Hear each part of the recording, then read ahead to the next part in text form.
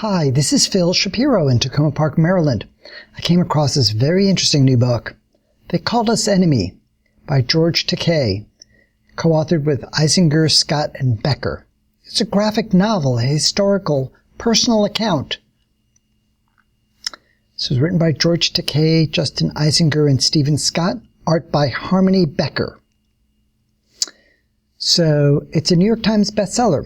George Takei's story reveals the important lessons of World War II Japanese-American incarceration that still needs to be learned today. And that's the testimonial from Karen Korematsu, the founder and executive director of the Fred Korematsu Institute. In a stunning graphic memoir, actor, author, activist George Takei revisits his haunting childhood in American concentration camps as one of the 120,000 Japanese Americans imprisoned by the U.S. government during World War II. Experienced the forces that shaped an American icon and America itself in this gripping tale of courage, country, loyalty, and love. This is from the inside flap of the book. I'll let you read it on your own.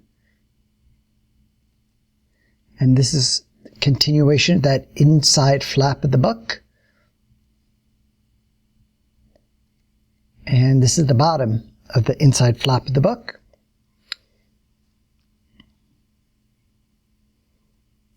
Now, I was very curious to see if George Takei had a TED Talk, and he does.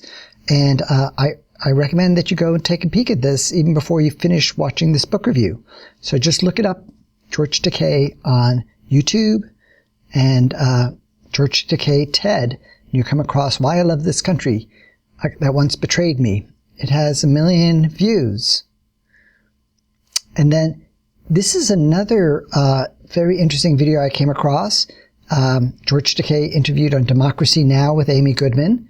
And this is just a clip, a 7-minute clip, but if you go to the description of this video, you'll see the full 40-minute, a link to the 40-minute interview.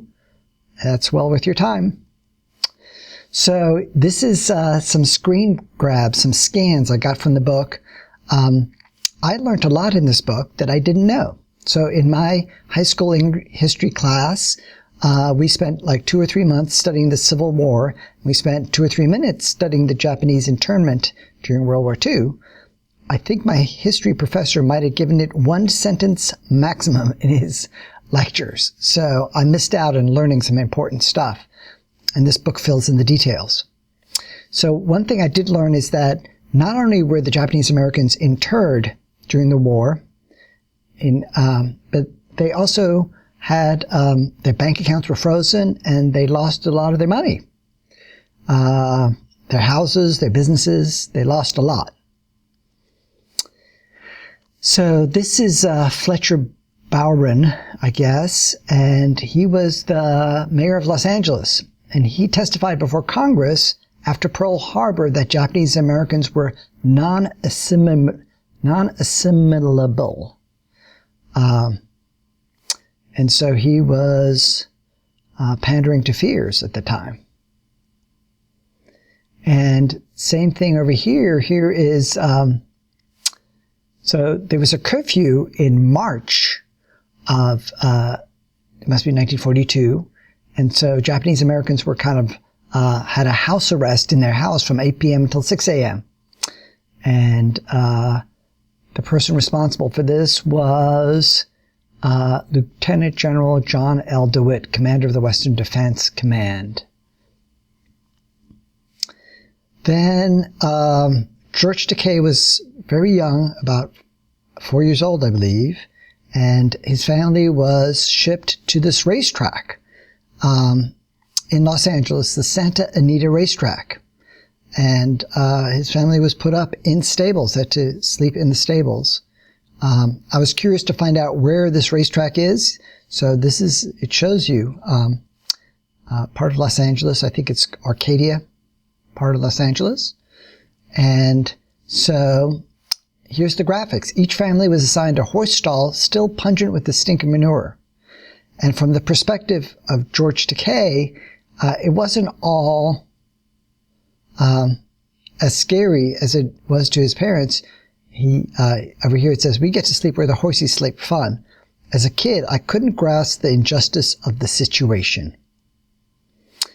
And then his family is transferred to Arkansas and on a train, and there's guards on the train. So look at the bottom here. I thought everyone, and he asked his father, where are we going? So the father didn't want his son to be scared. This is, after all, during World War II, and your family's rounded up onto a train. He said we were going on a vacation. So I saw people crying. I couldn't understand why. Daddy said we were going on a vacation. I thought everyone took vacations on a train with armed sentries at both ends of each car. So the purpose of this book, as you might imagine, is that those who don't learn from history are bound to repeat it. And so this is in the book. Old outrages have begun to resurface. June 2018, with brutal results. So when I was living in Arlington, Virginia, I had a friend, Todd Endo, Japanese-American, who was a pillar of the community, highly esteemed, hardworking community builder. And once when I was at his apartment visiting, he let slip out, or I found out, that he had been interred in World War II in a concentration camp here in the United States. And so I found that unsettling, almost nauseating, knowing the person that he is. And so I looked him up on the web. I haven't been in touch with Todd Endo for a while, and it doesn't surprise me at all that he's still doing his excellent work. And here's an article: Japanese-American activist Todd Endo returns to Selma for the 50th anniversary of the 1965 voting rights demonstration. So I guess he must have crossed that bridge, the Selma Bridge crossing. So, and then this is the back flap of the book. What does it mean to be an American? Who gets to decide when the world is against you? What can one person do?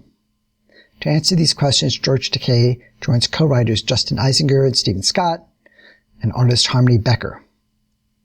So here's some, this is some more detail. I'm not going to read it out loud. You can read it. Stop the video if you're interested. And this is also about his co-authors and the two co-authors and the artist. Coming up. And if you're watching this video on a smartphone, you might want to watch it on a bigger monitor. I'm recording this on 4K, very high definition, so it ought to be pretty clear, this text. And here's all the four creators of this book. The two authors and the illustrator, artist, George Takei. There we go. So this screencast was made using Simple Screen Recorder. It's a free program. I'm using my ThinkPad Carbon X1 laptop. I bought it pretty cheap on eBay. It's an early model X1. The X1 has been around for a number of years. This laptop is connected to my 4K monitor using mini DisplayPort to DisplayPort cable. I'm using the software called GUVC View for my webcam over here. Webcam over here, free software, GUVC View. You can, if you have a Linux computer, you can install that. And then I have a Logitech webcam. To view the other video book reviews, you can visit sites like google.com/site Phil Shapiro Book Reviews. And this is how you can contact me. And if you'd like, you can subscribe to my YouTube channel. I'm also going to be putting this video up onto Amazon.com. And Amazon lets you upload videos, but they'd like you to have like a paragraph of text to go with your video review. And you just log in with your regular Amazon account and scroll down underneath the book. It says write a review. And they've been doing that for a long time. Must be 10 or 15 years now that they let you upload a video book review. Now on Amazon.com, I'm not going to upload the 4K version. I put that on my YouTube channel. But for Amazon.com, I upload 1080p, which is 1920 by 1080 pixels, because that's what they like better. Anyway, this is Phil Shapiro. Until next time.